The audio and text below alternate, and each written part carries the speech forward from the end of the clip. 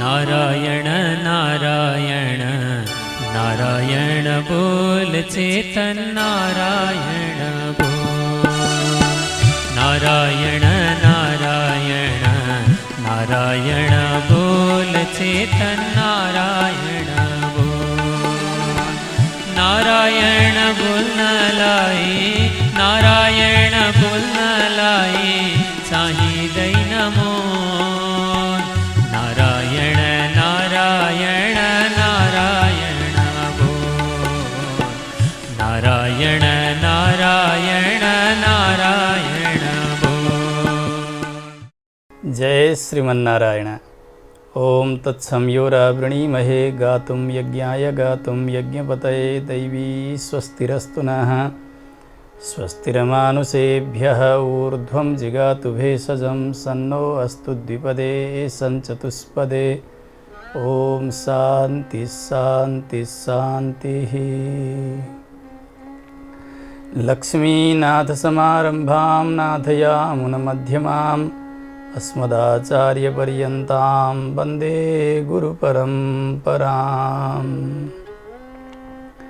मौद्गल्यवंशं सुलभं सुशीलं रामानुजार्यस्य मताश्रयन्तं श्रीमत्सुखाचार्यकृपैकभाजं श्रीदेवकीनन्दनवरेयमीडे। सर्वमङ्गलमाङ्गल्यं सर्वोपद्रवनाशनं वन्दे रामानुजार्यस्य नित्यं पादाम्बुजद्वयम्। तत्त्वेन यश्चिदचिदीश्वर तत्स्वभाव भोगापवर्गतदुपाय गतिरुदारः। सन्दर्शयन्निरमिमीतपुराणरत्नं तस्मै नमो मुनिवराय पराशराय। मेघश्यामं पीतकौशेयवासं श्रीवत्साङ्कं कौस्तुभोद्भासिताङ्गं पुण्योपेतं पुण्डरीकायताक्षं विष्णुं वन्दे सर्वलोकैकनाथम्।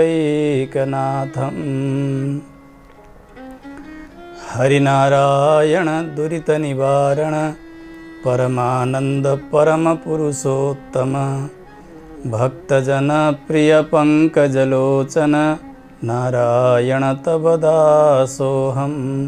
श्रीनारायण तव दासोऽहम्। अखिलहेय प्रत्यनीक कल्याणैकतान श्वेतर समस्त वस्तु विलक्षण अनंत ज्ञानानंदैक स्वरूप परात्पर परब्रह्म परमेश्वर भगवान श्री हरि परतत्व हुनुहुन्छ भनेर सम्यकतया निरूपण गर्ने पुराण रत्न श्री विष्णु पुराण, यसको निरन्तर स्वाध्याय गर्दै हामी आजको श्रृङ्खलासम्म आइपुगेका छौँ। श्री पराशर महर्षिले मैत्रेयजीको जिज्ञासा अनुसार भगवानका स्वरूप रूप गुण र वैभवको प्रकाश गरिरहनु भएको छ। भक्तहरूका चरित्रका माध्यमले होस् अथवा भगवानको साक्षात स्वरूपको वर्णनका माध्यमले होस् अथवा स्तुति प्रकरणका ब्याजले होस्, जसरी तसरी पनि प्रधान विषय भनेको भगवान नै हुनुहुन्छ।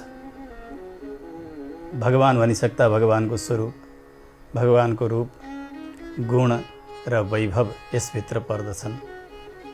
हामी श्रवण गरिरहेका थियौँ गएका श्रृङ्खलामा मैत्रेय ऋषिको जिज्ञासा अनुसार कस्ताले यमपुरी जानु पर्दैन, नरकवास कसको हुँदैन, यस प्रश्नको समाधानमा एक आख्यान ल्याएर सुनाउँदै हुनुहुन्छ पराशर महर्षि। नकुलजीले पितामह भीष्मसँग यही नै जिज्ञासा गर्नुभएको थियो। भीष्म पितामहले पनि प्राचीन एक आख्यान सम्झिनुभयो। आफूसँग आइपुगेका एक मित्र कलिङ्ग देशीय ब्राह्मण, उहाँलाई आफूले यही जिज्ञासा गरेको र उहाँले पनि अर्को एउटा प्राचीन आख्यानलाई स्मरण गरेर समाधान गरिदिनु भएको। कलिङ्ग देशीय ब्राह्मणले भीष्म पितामहलाई भन्नुभयो, पितामह, एक ब्राह्मण आउनुभयो म कहाँ, जो जाति स्मर प्रत्येक जन्मका आफ्ना वृत्तहरूलाई सबै जान्ने, अरू सबैको पनि पूर्वजन्ममा के भयो, अहिले के हुँदैछ र अब के हुनेछ त्यो सबै जान्ने एक ब्राह्मण हुनुहुन्थ्यो। मैले यही जिज्ञासा गरेँ। उहाँले मलाई यमराज र यमदूतका बिचमा भएको संवादका माध्यमले सम्झाउनु भयो। त्यही कुरा तपाईँलाई म सुनाउँछु। त्रिकालदर्शी ब्राह्मणले जे भन्नुभएको थियो त्यही नै मेरा पहिलेका सबै जीवन चरित्रसँग पनि मिल्यो, वर्तमानमा पनि मिलिरहेको र अब मलाई अवश्य पनि पछि पनि सबै मिल्छन् जस्तो लागेको छ भनेर भीष्म पितामहका मित्रले भीष्मलाई बताउनु भएको थियो। र आफू पनि विश्वस्त भएर आज नकुललाई यही सम्झाउँदै हुनुहुन्छ। यमराज र यमदूतको संवाद, जसलाई यमगीता भनेर श्री विष्णु पुराणमा बताइन्छ। यमराजका दूत हातमा पास लिएर जब पापीलाई नरक ल्याउनका लागि मर्त्यलोकतर्फ जान तयार हुन्छन्, त्यसबेला यमराजले सम्झाउनुहुन्छ, भगवानका भक्त प्रपन्नजन वैष्णवजनलाई भुलेर पनि नरकमा नल्याउनु है। म उहाँहरूलाई शासन गर्न योग्य होइन, उहाँहरू त भगवानका हुनुहुन्छ, म त पापीहरूलाई दण्ड दिनका लागि नियुक्त भएको हुँ भनेर अत्यन्तै विशद रूपले सम्झाइरहनु भएको छ। यमराजले भन्नुभयो, हे दूत, भगवान सर्वेश्वर जसका हृदयमा विशेष रूपले विराजित हुनुहुन्छ हो, उहाँहरू नै भगवानका भक्त हुनुहुन्छ। भगवान त्यसरी बस्नुभएको छ जसरी भित्र दीपक जल्यो भने त्यो कोठाभरिको अन्धकार नाश भएर जान्छ, जसरी त्यस्तै प्रकारले भगवान श्री विष्णु हृदयमा अत्यन्तै सुन्दर ढङ्गबाट साक्षात् दर्शन दिएर जुन भक्तका लागि विराजित भइबक्सन्छ, त्यस्ता भक्तका पनि तमाम पाप राशिहरू सबै समाप्त भएर जान्छन्, जसरी दीप जलेपछि अन्धकार नाश हुन्छ। श्रीमद् भागवतमा पनि यो प्रसङ्ग आउँछ अजामिलोपाख्यानका उपक्रममा। न तथा यगवान राजन पूयेत तपादिभिः यथा कृष्णार्पित प्राणस्तत्पुरुष निसेवया। अनेक प्रकारका प्रायश्चित्तका विधानहरू शास्त्रमा बताइएका छन्। व्यक्तिले अपराध गर्यो, यो अपराध नाश गर्नका लागि यो प्रायश्चित्त, यो पापबाट मुक्ति पाउनका निमित्त यो प्रायश्चित्त, यसरी पापको कोटि अनुसार प्रायश्चित्तका पनि कोटिहरू विभक्त छन् शास्त्रमा। सुखदेव स्वामीजी भन्नुहुन्छ, परीक्षितजी सुन्नुहोस्, यसरी प्रायश्चित्त गर्दै पाप गर्दै प्रायश्चित्त गर्दै पाप गर्दै यो प्रायश्चित्तले कहिले पनि पापलाई निमिट्यान्न बनाएर नाश गर्न सक्दैन। त्यसो भए के गर्नुपर्छ त? राजाले सोध्नुभयो। सुखदेव स्वामीजी भन्नुहुन्छ, प्रायश्चित्तका निमित्त परिगणित तपस्या छन्, अरू पनि यज्ञ यागादिहरू छन्, दान छन्, व्रत छन् नि, यिनीहरूबाट उति शुद्धि पटक्कै हुँदैन व्यक्तिको पाप। त्यसका लागि के गर्नुपर्छ? यथा कृष्णार्पित प्राणस्तत्पुरुष निसेवया। आफ्नो प्राण, मन, चित्त भगवान श्रीकृष्णका चरणमा समर्पण गर्नुपर्छ। अनि तत्पुरुष, भगवानका पुरुष अर्थात् भगवानका प्रपन्न भागवत जनहरू, त्यस्ता सन्त जनहरू, उहाँहरूको अत्यन्तै हार्द भावद्वारा सेवा गर्नुपर्छ। भागवत जनको सेवा अनि भगवानको सेवा, यसैबाट व्यक्तिका पाप राशिहरू नाश भएर जान्छन्। त्यसो हुनाले जीवनमा वैष्णवजनहरूका साथमा सङ्गति बनाउँदै जानुपर्छ। हामीले नजानेर तमाम पापहरू कमाएर ल्याएका छौँ। त्यो पापको यति हिलो लागेको छ भित्र अन्तःकरणमा। अनेक व्रत गरौँ, आइतबारबाट शनिबारसम्म सबै तिथिका व्रत गरिदिउँ, महिनासम्म भोकै बसौँ, तर पनि ती पापहरू सबै जलेर सकिँदैन। जबसम्म भगवानमा समर्पित हुँदैन व्यक्ति र भागवत जन वैष्णवजनहरूसँग उसले सम्बन्ध बनाउँदैन र उहाँहरूको सेवा गर्दैन, तबसम्म उसले कर्तव्य पनि बुझ्दैन र उसका पापहरू पनि नाश भएर जाँदैन। यमराजका दूतले सोध्नु भएको छ, हे प्रभु, कस्ता हुनुहुन्छ भगवानका भक्त, उहाँको लक्षण के हो त्यो बताइदिनुहोस्, जसले गर्दा हामीले चिनौँ उहाँलाई र यहाँ नरकमा नल्याउँ, पापीहरू हामी स्वतः चिन्दछौँ। वैष्णवजनहरूलाई पनि हजुरले चिनाइदिनु भयो भने हामीलाई सजिलो हुन्छ कार्य गर्नका लागि। यहाँ उत्तम वैष्णवजनको लक्षण बताउनु भएको छ यमराजले। धेरै श्लोकहरू छन्। यहाँ पापीहरू कस्ता कस्ता हुन्छन् र वैष्णवहरू कस्ता हुनुहुन्छ, को नरकका अधिकारी, को नरक जान नपर्ने, भगवानका प्यारा, यसको विभाग यहाँ सुन्दर ढङ्गबाट गर्नुभएको छ। श्रीमद् भागवतमा पनि एकादश स्कन्धमा जहाँ नवयोगेश्वर संवाद छ, त्यसको भूमिकामा जब नारदजी द्वारका पुग्नुभयो, वसुदेवजीले स्वागत गर्नुहुन्छ, भागवत धर्मका विषयमा जिज्ञासा गर्नुभयो वसुदेवजीले नारदजीसँग। त्यसबेला नारदजीले भागवत धर्म, शरणागति धर्मको उपदेश गर्नुहुन्छ। नवयोगेश्वर र विदेहराजका बीचमा भएको संवादद्वारा भागवत धर्म भन्नु, शरणागति धर्म भन्नु, वैष्णव धर्म भन्नु यी पर्यायवाची शब्द हुन्। भागवत वैष्णवजनलाई भनिन्छ। श्रीमद् भागवतमा सबै भागवतोत्तमः भनेर प्रारम्भ गरेर स वैष्णवाग्र्यः भनेर समापन गर्नुभएको छ भागवत धर्मको। उहाँ वैष्णवहरूमा अग्रणी हुनुहुन्छ। जो भागवतोत्तम हुनुहुन्छ उहाँ नै वैष्णवहरूमा अग्रणी हुनुहुन्छ। त्यस्ता वैष्णवजनहरूले अवलम्बन गर्नुभएको धर्मलाई भागवत धर्म भनिन्छ। भगवानसँग सम्बद्ध धर्म, भगवानलाई नै साधन र साध्य बनाउने धर्म, यसलाई भनिन्छ भागवत धर्म। प्रपत्ति धर्म अथवा शरणागति धर्मको पर्याय हो। यसैलाई वैष्णव धर्म भनेर पनि जानिन्छ। किनभने भगवान विष्णु नै परतत्व हुनुहुन्छ भनेर भगवानमा अनन्य भक्ति गरिन्छ समर्पण भावद्वारा। 3 प्रकारका भागवतहरू वर्णन गर्नुभएको छ नवयोगेश्वरहरूले महाराज निमिका सन्निधिमा। उत्तम, मध्यम अनि प्राकृत नाम गरेका। यहाँ भने यमराजले ती उत्तम भागवतको मात्रै चर्चा गर्नुभएको छ समष्टि रूपमा। यसैभित्र मध्यम अनि प्राकृत भागवत पनि पर्नुहुन्छ। उत्तम भागवत नै यहाँ वर्णन गर्ने मूलभूत लक्ष्य विषय हुनुहुन्छ।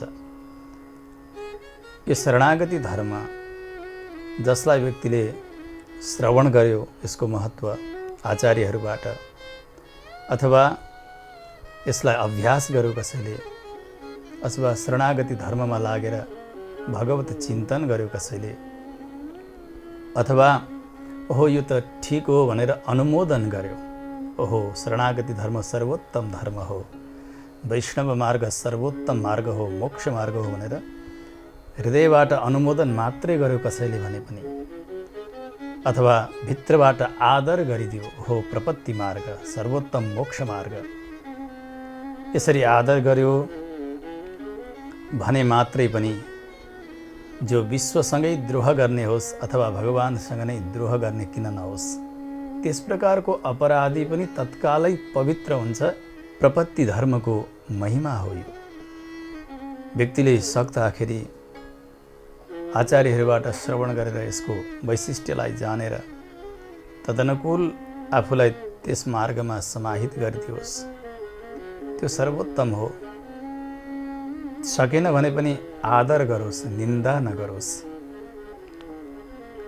अनुमोदन गरिदियोस्। वैष्णवजनहरूलाई देख्दाखेरि श्रद्धाले शिर निहुर्योस्, हात जोडोस्, सद्भावना प्रकट गरोस्। यसबाट पनि उसको कल्याण छ। वैष्णवजनहरूको निन्दा भुलेर पनि गर्न हुन्न। श्रुतोऽनुपठितोऽध्यात आदृतो वानुमोदितः सद्यः पुनाति सद्धर्मो देव विश्वद्रोहोऽपि। नारदजीले वसुदेवजीलाई श्रीमद् भागवतमा यसरी नै सम्झाउनुहुन्छ। वसुदेवजी भगवानकै द्रोही भए तापनि यसरी शरणागति धर्मको आदर गर्ने, अनुमोदन गर्ने, समर्थन गर्ने, वैष्णवजनहरूप्रति सद्भाव गर्ने, त्यस्ता व्यक्तिले नजानेर धेरै नै अपराध गरे जन्मजन्मान्तरमा, तर पनि यस सद्धर्मका सम्बन्धबाट उसका सबै प्रकारका पापहरू नाश भएर जान्छन्। योगेश्वरहरूले निमीलाई यही सम्झाउनुहुन्छ, एक उत्तम कोटिका भागवत, अर्का मध्यम र अर्का प्राकृत। प्राकृत भागवत त्यस्तालाई भन्नुपर्छ जसले भगवानको श्री विग्रहमा भने श्रद्धापूर्वक अर्चना, वन्दना, पूजन सबै गर्छन्। भगवानको श्रृङ्गार गर्छन्, आरती गर्छन्, भोगराग सम्पन्न गर्छन्। भगवानको श्री विग्रहमा भने निष्ठा धेरै छ, परन्तु भगवानका भक्तजनसँग श्रद्धा छैन अनि अरू संसारी जनहरूसँग पनि कुनै प्रकारको श्रद्धा छैन। त्यस्ता वैष्णवहरूलाई प्राकृत वैष्णव भनेर जान्नु पर्दछ। सामान्य कोटिका वैष्णवहरू अर्चायामेव हरये पूजां यश्रद्ध एहते न तद्भक्तेषु चान्येषु सभक्तः प्राकृत स्मृतः। त्यस्तै प्रकारले अर्का मध्यम कोटिका वैष्णवहरू हुनुहुन्छ। उहाँहरू कस्ता हुनुहुन्छ? भगवानमा प्रेम गर्ने, भक्ति एकदमै हुरुक्क भएर गर्ने, भगवानका प्यारा जनहरू वैष्णव जनहरूमा मैत्री गर्ने, मित्रता। त्यस्तै प्रकारले जो मूर्ख छन् तिनीहरूमाथि कृपा गर्ने, दया गर्ने, यिनीहरू मूर्ख हुन्, अज्ञानी हुन् भनेर। अनि जो भगवान र भागवत जनसँग द्वेष गर्दछन्, विरोध गर्दछन्, तिनीहरूको उपेक्षा गरिदिने हो। यिनीहरू पनि वैष्णव हुन्, तर मध्यम कोटिका। यहाँसम्म कि भगवानसँग द्रोह गर्ने, भागवत जनसँग द्रोह गर्ने कोही पनि व्यक्ति विशेषसँग उत्तम कोटिका वैष्णवजनले द्रोह गर्न हुन्न अथवा उनको पनि उपेक्षा गर्न हुन्न। भगवान सारा चराचर जगतमा व्याप्त हुनुहुन्छ। यो जगत नै भगवानको स्वरूप हो। त्यसकारणले कोही एक प्राणी, एक वस्तुसँग मात्रै द्रोह गर्यो भने पनि भगवानसँगै द्रोह गरेको ठहर्दछ। त्यसकारणले यो कमी भएको हुँदा उहाँलाई मध्यम कोटिको भागवत भनेर बताइयो। केवल मूर्तिमा श्रद्धा बढाएर जाने, अरूतिर केही मतलब छैन, कसैको वास्ता छैन, त्यस्तालाई प्राकृत भनियो भने भगवानमा पनि भक्ति छ, भागवत जनहरूमा प्रेम छ, मूर्खहरूमा दया छ, तर भगवानसँग र भागवत जनसँग द्रोह गर्नेसँग पाखुरा सुर्किन्छन् भने अथवा उपेक्षा गरिदिन्छन् भने यिनलाई मध्यम कोटिका वैष्णव भनेर जान्नु पर्दछ। अब उत्तम कोटिका वैष्णव कस्ता हुनुहुन्छ? सर्वभूतेषु यः पश्येत् भगवद् भावमात्मनः भूतानि भगवत्यात्मन् एष भागवतोत्तमः। सम्पूर्ण भूत प्राणीहरूमा भगवान नै विराजित भइबक्छन् छ। भगवानको निवास स्थान हो यो। भगवान विश्वाकारका रूपले रहनु भएको छ। भगवान रहने मन्दिर हो भनेर जसले देख्नुहुन्छ, यो अलग अलग प्राणी हो, यो अर्कै हो, यो अर्कै हो भन्ने भेद बुद्धि जहाँ छैन। केवल भगवान नै व्याप्त भएर रहनु भएको छ जगतमा। भगवान सर्वव्यापी हुनुहुन्छ अनि या सारा प्राणीहरू भगवानमै सन्निहित छन्। यसका आधार जगतमा भएका जति पनि जड चेतन, यी सबैको आधार भनेको केवल भगवान मात्रै हुनुहुन्छ भन्ने जसले ज्ञान गर्नुभएको छ। सर्वत्र भगवान व्याप्त हुनुहुन्छ। यो जगत भगवानमै टिकेको छ। यहाँ कोहीसँग द्रोह गर्नु छैन, कोहीसँग कुनै प्रकारको विरोध गर्न छैन, कसैलाई पीडा दिन छैन, हिंसा गर्न छैन। सबै भगवानको स्वरूप हो भन्ने यो बुद्धिमा पुगेका यस प्रकारका वैष्णवजनलाई उत्तम भागवत भनेर जान्नुपर्छ। जसका हृदयमा कुनै प्रकारको कामनाको बीज अंकुरित भएकै छैन। मलाई स्वर्ग चाहियो, मलाई सन्तति चाहियो, सम्पत्ति चाहियो, मान चाहियो, सम्मान चाहियो, कीर्ति चाहियो, विद्या चाहियो, आयु चाहियो, आरोग्य चाहियो, यी कुनै प्रकारका अपेक्षाहरू जसका हृदयबाट प्रकट हुँदै हुँदैनन्। केवल भगवान मात्र यहाँ विराजित हुनुहुन्छ। भगवान नै मेरा लागि फल हुनुहुन्छ। भगवान मात्रै मेरा लागि प्राप्य हुनुहुन्छ। साधन साध्य सबै मेरा भगवान। यस प्रकारका बुद्धि भएका वैष्णवजनलाई उत्तम भागवत भनेर जान्नु पर्दछ।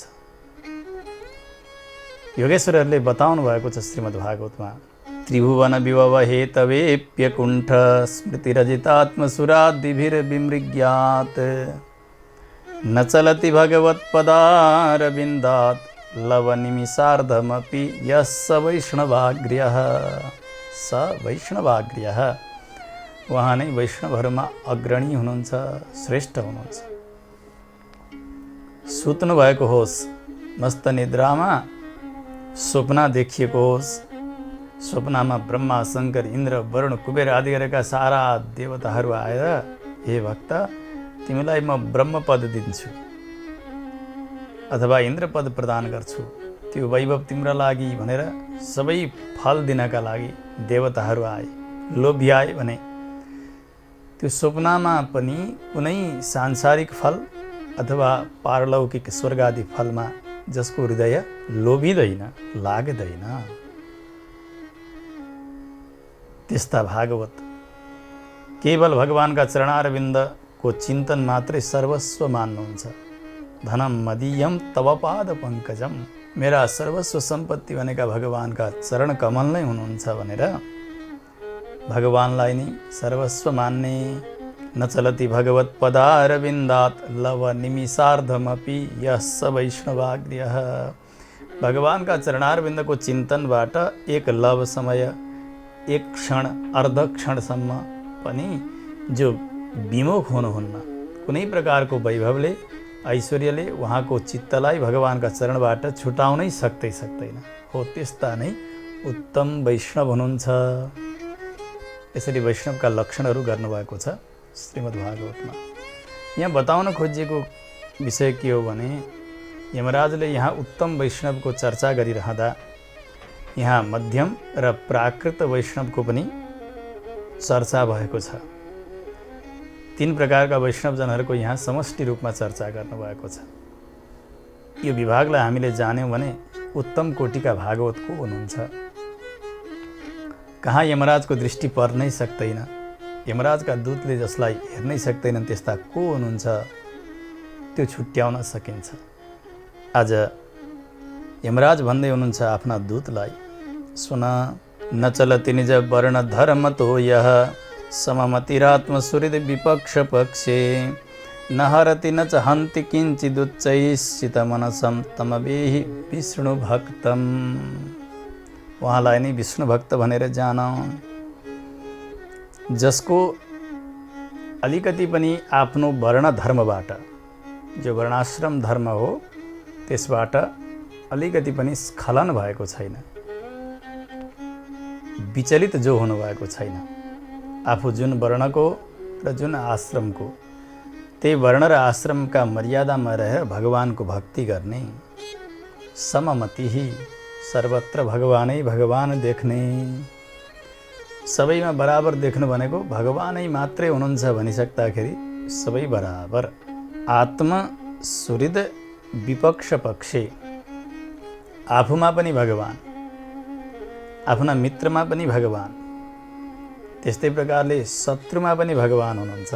यी शत्रु हुन्, यी मेरा मित्र हुन्, यी मेरा हुन्, यिनीहरू अरू हुन्, यस प्रकारको भेद बुद्धि जसको छँदै छैन।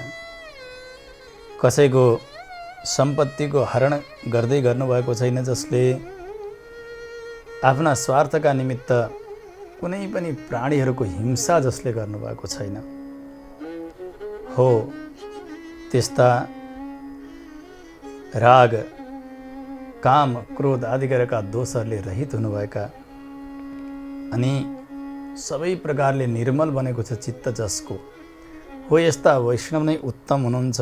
उहाँ नै विष्णु भक्त हुनुहुन्छ। उहाँलाई तिमीहरूले कहिल्यै पनि नरकमा नल्याउनु, तिमीहरूलाई ल्याउने अधिकार छैन भनेर वैष्णवको लक्षण गरिदिनु भयो। यहाँ भन्दै जानुभयो, बाबु सुन, जसको मति अत्यन्तै निर्मल बनेको छ, चित्त कलिका दोषहरूबाट मलिन बन्दै बनेको छैन, जसको कुनै प्रकारका अपराधहरू जसका हृदयमा छँदै नै छैनन्, केवल भगवान श्री जनार्दन जुन भक्तका हृदयमा अत्यन्तै प्रसन्नतापूर्वक बसिबक्सेको छ, हो उहाँ भगवानका अनन्य भक्त हुनुहुन्छ। उहाँलाई नरक ल्याउन मिल्दैन। मनसिकृत जनार्दनम मनुष्यम सततम अवेहि हरे अतीव भक्तम। उहाँ अत्यन्तै प्यारा भक्त हुनुहुन्छ भगवानका। उहाँलाई नरक नल्याउने। जुन भागवतजन भगवानका चरणारविन्दलाई नै सर्वस्व सम्पत्ति मान्नुभएको छ। उहाँका अघिल्तिर एउटा सुनको डल्लो लडिरहेको होस्, मणि लडिरहेको होस्, अरू कुनै बहुमूल्य चिजहरू त्यहाँ पडिरहेका हुन्, तर ती चिजलाई देख्दा उहाँको मन कति पनि लोभिँदैन। एकान्त स्थल छ, कसैले देखेका छैनन्। बडे मानको सुनको त्यहाँ डल्लो छ अथवा मणिको हार, हिराको हार अथवा पैसाको मुठ्ठो त्यहाँ लडिरहेको छ, कसैले देखेकै छैन, तर पनि अलिकति पनि मन त्यहाँ लोभिएन। जुन भागवतको उहाँले सम्झिनुभयो यो यहाँ रहने तृण, यो झार पात माटाको ढेला र यसमा कति पनि अन्तर छैन। त्यो पनि पृथ्वीकै विकार हो, यो पनि पृथ्वीकै विकार हो। यहाँ भएकै चिज हुन्, यिनीहरू पनि साथमा नआए न त जान्छन्। यो शरीरले पनि अन्तिममा साथ छोडिदिन्छ भने शरीरले सङ्ग्रह गरेका वस्तुले त अलि अगाडि नै छोडिदिन्छ। किनभने जब भोग्ने सामर्थ्य हुँदैन नि, व्यक्ति रुग्ण हुन्छ, विचेत हुन्छ। एकदमै मृत्युशय्यामा बसेका व्यक्तिलाई अनेक प्रकारले श्रृङ्गार गरिन्छ र उनलाई हार लगाऊँ, ठुलो यहाँ ब्रासलेट लगाऊँ, औँठी लगाऊँ, अनि एकदमै दिव्य भएर म देखिउँ भन्ने त्यो बुद्धि रहन्छ र त्यस कारणले शरीरले त अन्तिममा साथ छोडिदिन्छ भने शरीरले सङ्ग्रह गरेकाले त अलि पहिल्यै छोडिदिन्छ। तिनीहरू साथमा जाँदैनन्। यसुसले यी सबै परस्व हो। परस्व भनेको पर भनेका भगवान हुनुहुन्छ, उहाँकै सम्पत्ति, उहाँकै शेष वस्तु हो। संसारमा आफूले जति आर्जन गरिन्छन्, जे सङ्ग्रह गरिन्छन्, त्यो पनि भगवानकै सम्पत्ति हो, भगवानले दिइबक्सेको हो, त्यो पनि परस्व नै हो। तर यहाँको परस्व कस्तो हो? आफ्ना निमित्त भनेर शास्त्रले बताइदिएका छन्। उपभोग गर्नलाई अथवा सेवा गर्नका लागि यसरी द्रव्यार्जन गर्नु, यो तिमीलाई धर्मका निमित्त हुन्छ, तिम्रो स्वरूप नाश गर्दैन भनेर शास्त्रले विधान गरिदिनु भएको छ। त्यसरी सम्पत्ति कमाउने न्यायपूर्वक। त्यो कमाएको सम्पत्ति पनि भगवानका सेवामा विनियोग गर्ने र त्यसको शेष प्रसाद आफूले उपभोग गर्ने, यो शास्त्र मर्यादा छ। यसलाई परस्व भनिरहनु पर्दैन। यो भगवानले दिइबक्सेको प्रसाद हो। कसैले आफ्ना हातमा भएको चिज उठाएर यो तिमीलाई भनेर दियो भने त्यो उपभोग गर्ने अधिकार त्यो बालकलाई हुन्छ, त्यहाँ दोष रहँदैन। तर कसैलाई अर्काको सम्पत्ति जबरजस्त उठाएर लिएर जाने अधिकार हुँदैन, त्यो परस्व हो। यो भगवानले दिइबक्सेको प्रसाद भगवानबाट मिलेको हो, न्यायपूर्वक धर्मपूर्वक भने त्यो प्रसाद हुन्छ। त्यहाँदेखि अतिरिक्त अरू सबै परस्व हुन्छन्। त्यो टिपेर लियो व्यक्तिले भने त्यो अपराध कोटीमा परिगणित हुन्छ, ऊ चोर ठहर्दछ।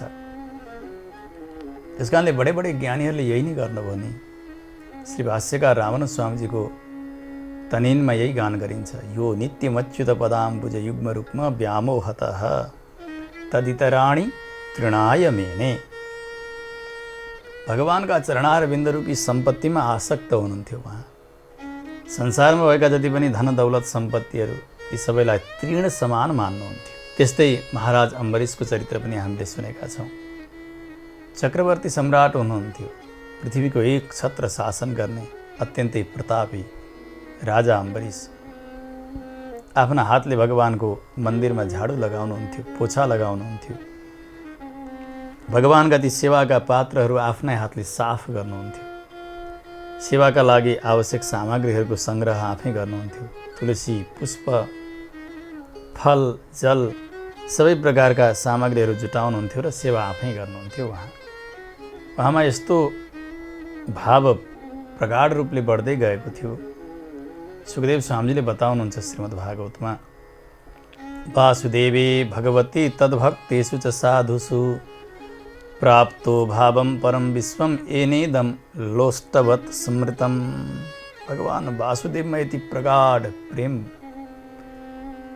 भगवानका भक्त वैष्णवजनहरूमा पनि उति नै प्रगाढ भक्ति बढेको छ। उहाँले सर्वस्व भगवानका चरणारविन्द अथवा भागवत जनका चरणारविन्दलाई नै मान्नु भएको छ। त्यस्ता राजा दरबारमा कुनै प्रकारको वैभवको कमी छैन, तर उहाँले आफ्ना कोषलाई, त्यहाँ भएका धन दौलत सबैलाई के मान्नु भएको थियो? समग्र राज्यलाई पनि भने प्राप्तो भावम परम विश्वम एनेदम लोष्टवत स्मृतम। यो माटाको ढेला समान हो, यो कोही कामको चिज होइन भनेर त्यतापट्टि पटक्कै उहाँको अनुराग छँदै थिएन। भगवान र भागवत जन्मै मात्रै उहाँको बुद्धि लागेको।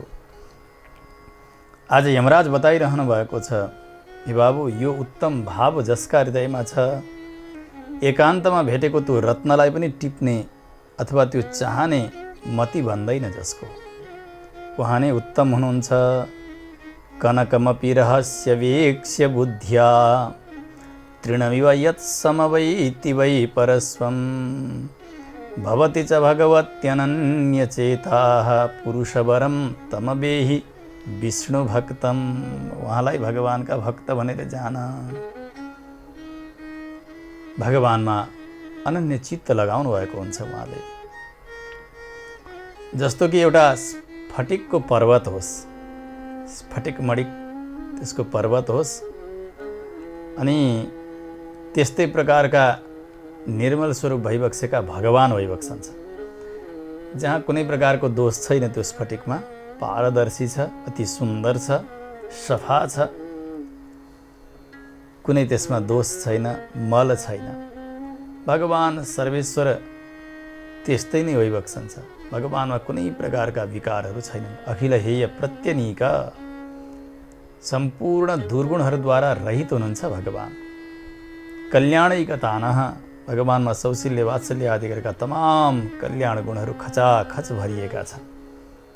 त्यस्ता भगवान जुन भक्तका हृदयमा विराजित भइबक्सेको छ भने त्यहाँ अब त्यो मल जस्तो, फोहोर जस्तो, राग द्वेष काम क्रोध लोभ आदि गरेका कहाँ टिक्न सक्छन् र? जहाँ भगवान बसिबक्सेको छ जुन हृदयमा, त्यहाँ काम क्रोध आदि कसरी आउन सक्छन्? जस्तो कि चन्द्रमाको किरण अत्यन्तै शीतल हुन्छन्। चन्द्र किरणको वर्षा भइरहेको छ, त्यसको धारा छुटिरहेको छ भने त्यहाँभित्र अग्निको उष्णता खोज्दा भेटिन्छ र? त्यहाँ तातोपन खोज्दा कहीँ भेटिने हो र? भेटिँदैन। त्यहाँ त शीतलता मात्रै छ। जसरी त्यस्तै प्रकारले भगवान जुन भक्तका हृदयमा विराजित भइबक्सन्छ, त्यस्ता निर्मल प्रभुको वास जुन निर्मल चित्तमा बनेको छ, त्यहाँ काम क्रोध आदि गरेका कुनै प्रकारका दोषहरू रहन सक्दैनन्। हो, उहाँ नै हुनुहुन्छ विष्णु भक्त। उहाँलाई भुलेर पनि तिमीले नरकमा नल्याउने भन्दै जानुभयो। जस्तो कि व्यक्तिले आफ्नो वर्ण धर्मलाई नछोड्नु, वर्णाश्रम धर्म अनुसार नै भगवानको सेवा गर्नु भनेर यमराजले सम्झाइरहनु भएको छ। जसलाई धर्म भनिन्छ, वैदिक धर्म, त्यहाँ वर्ण र आश्रमका व्यवस्थाहरू छन्। हामीले अब आउने श्रृङ्खलाहरूमा वर्णाश्रम धर्मका विषयमा विशेष श्रवण गर्नेछौँ। तर यहाँ यति जानौँ कि 4 वर्णहरू, ब्राह्मण, क्षत्रिय, वैश्य, शूद्र, त्यसै गरी 4 आश्रम, ब्रह्मचर्य, गृहस्थ, वानप्रस्थ र सन्यास, यिनीहरूका विशेष धर्मको चर्चा शास्त्रले गरिदिनु भएको छ। श्रीमद् भगवद् गीतामा जति बेला भगवानले आफ्नो अवतारका लागि कस्तो अवस्था हुनुपर्छ, कति बेला मैले अवतार लिन्छु सम्झाउँदै हुनुहुन्थ्यो अर्जुनजीलाई। यदा यदा हि धर्मस्य ग्लानिर्भवति भारत अभ्युत्थानम अधर्मस्य तदात्मानं सृजाम्यहम्। धर्मको ग्लानि भयो, अधर्म बढ्न थाल्यो, त्यसबेला म प्रकट हुन्छु, अवतार लिन्छु। त्यहाँ श्री भाष्यकारले त्यो धर्म शब्दको भाष्य गर्नुभएको छ।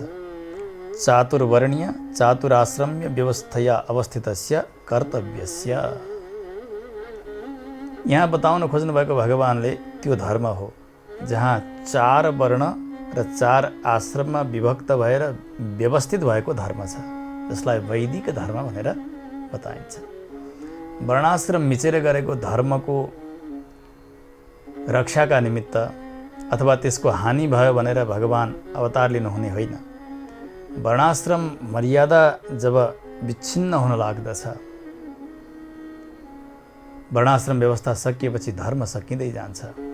त्यसकारणले 4 वर्ण 4 आश्रमले व्यवस्थित भएको जो वर्णाश्रम धर्म हो, सनातन धर्म हो, त्यसको रक्षाका निमित्त मैले अवतार ग्रहण गर्दछु। त्यस्तै प्रकारले त्यस धर्मका अन्तर्गत रहेर भगवानको समाराधना जसले गरेका छन्, भगवान विष्णुलाई नै परम तत्त्व मानेका छन् र अनन्य भक्तिद्वारा भगवानको आराधना गरेका छन् भने उनलाई उत्तम भक्त भनेर जान्नु, उनलाई छोडिदिनु, नरक नल्याउनु। विमलमतिः अमत्सरः प्रशान्तः शुचिचरितोऽखिल सत्त्वमित्रभूतः प्रियहितवचनोस्तमानमायो वसति सदा हृदि तस्य वासुदेवः। भगवान श्री वासुदेव त्यस्ता भक्तका हृदयमा बस्नुहुन्छ जुन भक्त अत्यन्तै निर्मल चित्तवाला छन्, चित्तमा कुनै प्रकारको विकार छँदै नै छैन। त्यस्तै मात्सर्य छैन। मात्सर्य भनेको ईर्ष्या, जस्तो कसैको प्रगति व्यक्तिले सहनै सक्दैन। भित्र ईर्ष्या भएका व्यक्तिले छिमेकीले अथवा कसैले अलिकति प्रगति गर्यो, मान पायो, सम्मान पायो अथवा अलि राम्रो घर बनायो भने भित्रभित्रै जल्न थाल्दछन्। हेर त्यसको त्यति भयो, त्यो नभए हुन्थ्यो, ऊभन्दा म माथि जान पाए हुन्थ्यो भन्ने एउटा मात्सर्य नाम गरेको दुर्गुण हुन्छ। त्यसले व्यक्तिलाई जलाएको हुन्छ, सकेको हुन्छ। त्यस्ता मात्सर्ययुक्त हृदयमा भगवान कहिले पनि आउनुहुन्न। त्यो मात्सर्य हटेको हुनु पर्यो। त्यस्ता शुद्ध हृदयमा भगवान आउनुहुन्छ। ईर्ष्या नभइसकेपछि त्यो हृदय शुद्ध हुन्छ, शान्त हुन्छ अनि चरित्र पनि शुद्ध बन्दै जान्छ। सम्पूर्ण जीवहरूलाई आफ्ना सुहृद हुन्, प्रिय हुन् अनि मित्र हुन्, यिनीहरू कोही पनि शत्रु होइनन् भन्ने बुद्धि व्यक्तिको आउँदै जान्छ। अभिमान हट्यो अनि सबैसँग मिठो बोल्ने, समान व्यवहार गर्ने, सबैका लागि प्रियकर बनेर दिनचर्या सञ्चालन गर्ने, त्यस्ता जन्ने भगवानका प्यारा भक्त हुन सक्दछन्। त्यहाँ नै आएर भगवान बसिबक्सन्छ। वसति सदा हृदि तस्य वासुदेवः। जस्तो कि हामीलाई कसैले बिस्तारा लगाएर हजुर यहाँ विश्राम गर्नुहोस्, यहाँ शयन गर्नुहोस् भनेर भनिदिए, तर त्यो बिस्तारा अत्यन्तै दुर्गन्धी छ, गन्ध आएको छ अनि त्यहाँ बिछ्याइएका कपडाहरू पनि अति फोहोर छन्, अँध्यारो छ ठाउँ। जहाँ सुत्नुपर्ने हो त्यो बिस्तारा एकदमै कठोर छ, सुत्नै नसक्ने गरिकन। हृदय असहज छ भने त्यहाँ नबसौँ, नसुतौँ जस्तो लाग्दछ। तर कसैले त्यस्तो बिस्तारा तयार गरिदिए, सफा छ, शुद्ध छ, सुगन्धित छ, सुकोमल छ, सहज छ, बिस्तारा देख्ने बित्तिकै उनले बसौँ बसौँ नभने पनि बस्न मन लाग्छ। यहाँ चाहिँ बस्न पाए हुन्थ्यो, यहाँ सुत्न पाए हुन्थ्यो, एकछिन विश्राम गर्न पाए हुन्थ्यो, व्यक्तिलाई आइहाल्छ। यात्रामा कहिले भोजन गर्ने सामग्री बोकेर यात्री गएका छन्, त्यसबेला त्यो भोजन कहाँ गर्ने, त्यो बालभोग गर्नु पर्यो भनेर यसो बाहिर ठाउँ हेर्ने भने कहीँ भोजनको पोकै नखोल्नु जस्तो लाग्छ। कुनै त्यस्तो ठाउँ देखिन्छ, वृक्षको फेद होस्, नदीको तट होस्, सफा होस्, वन होस्, एकान्त एक चौर जस्तो होस्, ओहो यहाँ चाहिँ बसेर भोजन गरौँ गरौँ गरौँ लाग्दछ। त्यहाँ भएको त्यो सफाइकै कारण व्यक्तिलाई त्यहाँ इच्छा हुन्छ, त्यहाँ भएको फोहोरकै कारण व्यक्तिलाई त्यहाँ अनिच्छा हुन्छ। जसरी त्यस्तै प्रकारले भगवान बस्ने यो हृदय हो नि, भगवान पनि त त्यही हेरिबक्सन्छ नि। कति फोहोरी छ त्यो हृदय, त्यो फोहोरमा भगवान् किन टिक्नुहुन्थ्यो र? त्यहाँ बस्न चाहनुहुन्न। भगवान् त्यस्तो सफा हृदय खोज्नुहुन्छ, त्यहाँ नै सदा बस्नुहुन्छ। त्यो शुद्ध हृदयलाई छोडेर कहीँ जान चाहनुहुन्न। त्यस कारणले भागवत जनका हृदयमा भगवान् विशेष रूपले दर्शन दिइबक्सन्छ। यद्यपि भगवान् जडमा चेतनमा सर्वत्र हुँदै हुनुहुन्छ, हामीले त्यागेका मलमूत्रमा पनि त भगवान् हुनुहुन्छ नि। तर हामीलाई त्यो बुद्धि आउँछ र त्यहाँ ईश्वर हुनुहुन्छ भनेर किन हामीलाई सालग्राममा ओहो भगवान् हुनुहुन्छ भन्ने भाव आएको? किन हामीलाई कोही कालीगढले तयार गरिदिएका भगवान्का श्री मूर्तिमा, श्री विग्रहमा ओहो यहाँ त भगवान् हुनुहुन्छ भन्ने हामीलाई त्यो बुद्धि बनेको? त्यो भाव किन त्यहाँ बन्द छ भन्दा त्यहाँ सफाइ छ, त्यहाँ कला छ, त्यहाँ विधि छ। त्यस कारणले चित्त त्यहाँ खिचिन्छ। यद्यपि भगवान् त्यो फोहोरमा पनि त हुनुहुन्छ, तर त्यहाँ गएर कसैले अर्चना गर्दैन, पूजा गर्दैन। त्यहाँ भगवान् विशेष रूपले रहनु भएको छैन। यहाँ भगवान् विशेष रूपले रहनु भएको छ। भगवान् जहाँ विशेष रूपले रहिबक्सन्छ त्यहाँ नि सेवा गरेको त्यो सफल हुन्छ। त्यस हुनाले श्री विग्रहमा सेवा गर्ने, चित्रपटमा सेवा गर्ने, यज्ञमा सेवा गर्ने, भगवानको अग्निमा सेवा गर्ने, अथवा वैष्णवजनहरूमा साक्षात् भगवान् विशेष रूपले रहनु भएको छ भनेर, उहाँहरू भगवानकै श्री मूर्ति हुनुहुन्छ भनेर त्यहाँ सेवा गर्ने साक्षात् यो भाव आउँछ नि। त्यहाँ भगवान् रहनुहुन्छ जसले यति प्रिय बोल्न जान्नु भएको छ, यति आनन्दको व्यवहार गर्नुहुन्छ। संसारमा भएका अज्ञानीहरूप्रति पनि उत्तिकै व्यवहार छ। को ठुला हुन्, को साना हुन्, धनी हुन्, गरिब हुन्, राम्रा हुन्, नराम्रा हुन्, उच्च जातिका, नीच जातिका, कस्तै पनि हुन्, तर कुनै व्यक्तिप्रति भेदबुद्धि छँदै छैन। सबैप्रति समान दृष्टि जसको छ, जहाँ कहीँ पनि भगवान्लाई देख्नु भएको छ, त्यस्ता भागवतजनलाई टाढैबाट चिन्न सकिन्छ। उहाँमा भएको त्यो सुभाष यति भाषित भएको हुन्छ, ओहो उहाँ चाहिँ कोही खास व्यक्ति हुनुहुन्छ भन्ने हामीलाई लाग्दछ। जो ढोंगी व्यक्ति हो उसले अनेक प्रकारका नाटक गरोस् अनि आफूलाई खूब साधक, ठुलै भगवानको भक्त सिद्ध गराउन खोजोस्, तर हाम्रो चित्त त्यहाँ लाग्दैन, त्यहाँ रमाउँदैन, किनभने त्यहाँ भगवान् विशेष रूपले रहनु नै भएको छैन। त्यो त बाहिरको ढोङ हो। भित्र जहाँ भगवान् रहनुपर्ने हो त्यहाँ त लेदो भरिएको छ, फोहोर मात्र भरिएको छ। भगवान् किन रहनुहुन्छ र त्यहाँ? त्यस कारणले जतिसुकै तामझाम नाटक जे गरे तापनि त्यहाँ हाम्रो चित्त लाग्दैन। यिनी खास कोही हुँदै होइनन् जस्तो लाग्दछ। भगवान् त्यहाँ विशेष रूपले रहनु भएको छैन। तर कोही हेर्दा भिखारी जस्ता देखिएका हुन्, सुदामा जस्ता देखिएका हुन्, तर ज्ञान र अनुष्ठान अनि भक्तिले परिपूर्ण बनेका, वैराग्यले परिपूर्ण बनेका त्यस्ता भागवतजनहरू कोही आउनुभयो भने उहाँलाई देख्दै एकाएक हामीलाई श्रद्धा बढेर जान्छ। ओहो यहाँ खास हुनुहुन्छ जस्तो लाग्छ। उहाँ बोल्नुहोस् नबोल्नुहोस्, उहाँका दिनचर्या, उहाँका व्यवहारबाटै हामीलाई थाहा हुन्छ, हो यहाँ कोही विशेष हुनुहुन्छ। यहाँसँग सङ्गत बनाउन पाए आत्मकल्याण हुन्थ्यो होला। यो भाव जागृत हुन्छ। उदाहरण पनि यहाँ यस्तै दिनुभएको छ यमराजले यमदूतलाई। वसति हृदि सनातने च तस्मिन् भवति पुमान् जगतोस्य सौम्य रूपः क्षितिरसमतिरम्यमात्मनोऽन्तः कथयति चारुतयैव सालपोतः। भगवान् विशेष रूपले त्यहाँ रहनु भएको छ। कसरी जान्ने भन्दा उहाँको सौम्य रूपलाई देखेर जान्ने। उपनिषदमा आउँछ कि जब ब्रह्म विद्या प्राप्त गरेर पिताजीका सन्निधानमा पुत्र आइपुग्छन्, पिताले भन्नुहुन्छ ब्रह्मविदैव सौम्यते मुखम भाति। बाबु तिम्रो त्यो मुख कस्तो देखिँदैछ? तिमी ब्रह्मवेत्ता हौ, भगवान्लाई जानेका छौ तिमीले, त्यस्तो लाग्दछ तिमीलाई हेर्दैखेरि। त्यस्ता ज्ञानीजनहरू, त्यस्ता भक्तजनहरू हेर्दै चिनिनुहुन्छ।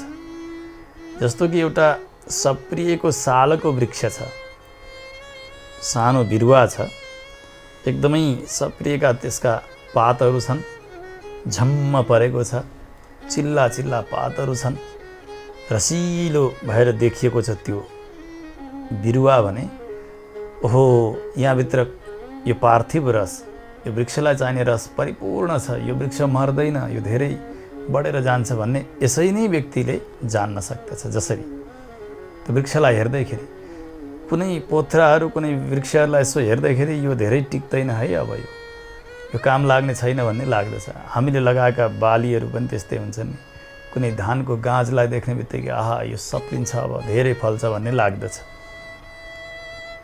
यसले धेरै दिन्छ। कुनै गाँजलाई हेर्दाखेरि अब यो सकिने रहेछ, नफल्ने रहेछ, अघि नै थाहा पाइन्छ। जसरी त्यस्तै प्रकारले ब्रह्मवेत्ता जसले भगवानलाई जानेका छन्, भगवान जसका हृदयमा विशेष रूपले विराजित भइबक्छन् छ, त्यो वृक्षका लागि जसरी पार्थिव रस भित्र भरिएको हुनाले त्यो साल वृक्ष अति सुन्दर देखियो, जसरी यसै गरी ती भक्तका भित्र पनि एउटा रस भरिएको छ। त्यो हो कृष्ण रस, त्यो हो राम रस। त्यो रस परिपूर्ण भइसकेपछि उनी जस्ता सुकै हुन्, उनले लगाएका वस्त्र जे हुन्, जस्ता धैला मैला कस्तै पनि हुन्, उनलाई देख्दै लाग्दछ हो यिनी ब्रह्मज्ञानी हुन्, यिनी योगी हुन्, यिनी परम भक्त हुन्। यो परैबाट व्यक्तिले अनुमान गर्न सक्दछ। त्यस्ता भागवतजन जसले यम नियम आसन प्राणायाम प्रत्याहार धारणा ध्यान समाधि इत्यादिद्वारा पनि आफूलाई अत्यन्तै शुद्ध राख्नु भएको छ, आफ्नो चित्तलाई पवित्र बनाउनु भएको छ। अनुदिनम अच्युत शक्तमानसानाम दैनिकी यसरी बढेर गइरहेको छ कि उहाँका भित्रका कल्मसहरू माझिँदै गएका छन् भगवानका सेवापरक कैङ्कर्यद्वारा, आराधनाद्वारा। अनि आसक्ति चाहिँ भगवान सर्वेश्वरका चरणारविन्दमा बढेर गएको छ। मन अत्यन्तै हुरुक्क हुँदै गएको छ। संसारमा यस्तो भयो अरे, उसो भयो भने, फलाना राजा आए अरे, अथवा त्यहाँ ठुलै नाचगान चलेको छ अरे भन्दा पनि चित्त पटक्कै त्यतापट्टि लाग्दैन। चित्त अच्युतमा आसक्त बनिसकेको छ। त्यस्ता जो भागवत जन हुनुहुन्छ उहाँ मद मान मात्सर्य इत्यादि दुर्गुणहरूबाट रहित हुनुहुन्छ। ख्याति लाभ पूजा पिशाचिनी भनेर ज्ञानीहरूले बताउनु भएको छ। ख्याति पनि एउटा पिशाचिनी हो। पिशाचले अत्यन्तै क्रूर भएर दुःख दिन्छ। लाभ भनेको उपलब्धि, नाफा, यसले पनि दुःख दिन्छ समय विशेषमा। त्यसै गरी पूजा अत्यन्तै सम्मान भयो भने त्यसले पनि व्यक्तिलाई नरकको बाटो खोलिन्छ। यसबाट सधैँ बचेर रहनुपर्छ भगवानका भक्तहरूले। ख्यातिबाट पनि, लाभबाट पनि र पूजाबाट पनि। मेरो ख्याति बढोस्, मलाई धेरै लाभ होस्, मलाई धेरैले पूजा गरिदिउन्, ढोगिदिउन्, आएर मेरो तीर्थ उतारिदिउन्, आरती गरिदिउन्, माला लगाइदिउन्, सम्मान गरिदिउन्, जय जयकार लगाइदिउन्। यस प्रकारको इच्छा भगवानका भक्तले पटक्कै गर्न हुन्न। यी सबै मलाई नाच्नका निमित्त हुन्, यसबाट मैले बचेर रहनुपर्छ। मेरो स्वरूप नाश हुन्छ, यसबाट म सकिन्छु भनेर नै रहनु पर्दछ। हो यसरी रहने त्यस्ता भागवतजन जो मन अत्यन्तै निर्मल बनाउनु भएको छ, मद मात्सर्य घमण्ड इत्यादि कुनै प्रकारका दुर्गुणहरू छैनन्, उहाँहरूलाई अलि टाढैबाट देख्यौ भने हे दूत तिमीले परैबाट प्रणाम गर्नु। त्यज भट्ट दूरतरेण मानवानाम। उहाँ नरक ल्याउन योग्य हुनुहुन्न, त्यसकारणले उहाँका नजिक जाने कुचेष्टा तिमीहरूले नगर्नु। जसका हृदयमा भगवान बस्नुभएको छ अनादि, अनेक प्रकारका खड्ग शङ्ख गदा आदि गरेका आयुधहरू धारण गरेर विराजित भइबक्छन् भगवान ती एक एक आयुधहरूका सम्बन्धद्वारा ती भक्तका हृदयका एक एक पापहरूलाई टुक्रा टुक्रा बनाइदिइराखिबक्सेको छ। भगवानका आयुध नै त्यस्तै कामका निमित्त हुन्छन्, भागवतजनका विरोधीहरूलाई नाश गर्ने। यहाँ भित्र भएको पाप पनि त उहाँको स्वरूप विरोधी हो नि त। त्यसकारणले बाहिरका शत्रुलाई मात्रै भगवानका आयुधले मार्ने होइन, यी भित्रका शत्रुहरूलाई पनि भगवानका आयुधहरूले ठिक गरिदिनुहुन्छ। अनि जस्तो सूर्य उदाउनु भयो भने त्यहाँनिर अन्धकार भन्ने पटक्कै रहँदैन। त्यस्तै प्रकारले भगवानले सबै प्रकारका पापहरू हृदयका नाश गरिसकेर भगवान अत्यन्तै सुन्दर ढङ्गबाट प्रकाशित भइबक्सन्छ। उहाँका हृदयमा अज्ञानको लेस रहँदैन, पापको लेस रहँदैन। उहाँ भगवन्मय बन्नुहुन्छ। त्यो भगवत्ता नै एक दिव्य रस हुन्छ। त्यो रस नै उहाँमा मुखरित भइरहेको हुन्छ, प्रसारित भइरहेको हुन्छ। त्यस्ता भागवतजनलाई तिमीहरूले नरकमा नल्याउनु, यस प्रकारले वैष्णवजनको उत्तम लक्षण गरिरहनु भएको छ।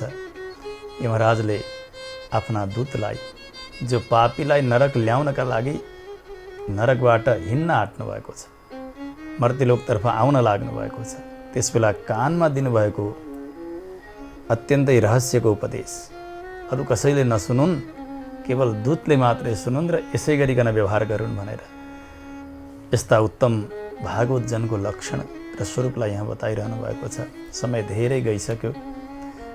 अब वैष्णवजनको लक्षण भइसकेपछि जो पापी छन्, नरक जानका लागि योग्य हो, तिनीहरूको लक्षण पनि बताएपछि अनि यमराजका दूतको सन्देह दूर हुन्छ। त्यस्ता अपराधीहरूको लक्षण र अनि फेरि वैष्णवजनको महत्ता इत्यादि विषय सुन्नका लागि भने अब आउने श्रृङ्खलासम्म हामीले प्रतीक्षा गर्नुपर्ने भएको छ। समय भइसकेको हुनाले भगवानका श्री चरणारविन्दमा आजको कथालाई विश्राम गरौँ। जय श्रीमन्नारायण। भक्ति करे सधैँभरि यो जिन्दगी खिल्छ, भक्ति करे सधैँभरि यो जिन्दगी खिल्छ। त्यसैले त शास्त्र भन्छन्, नारायण बोल चेतन नारायण बोल। त्यसैले त शास्त्र भन्छन्, नारायण बोल चेतन नारायण बोल।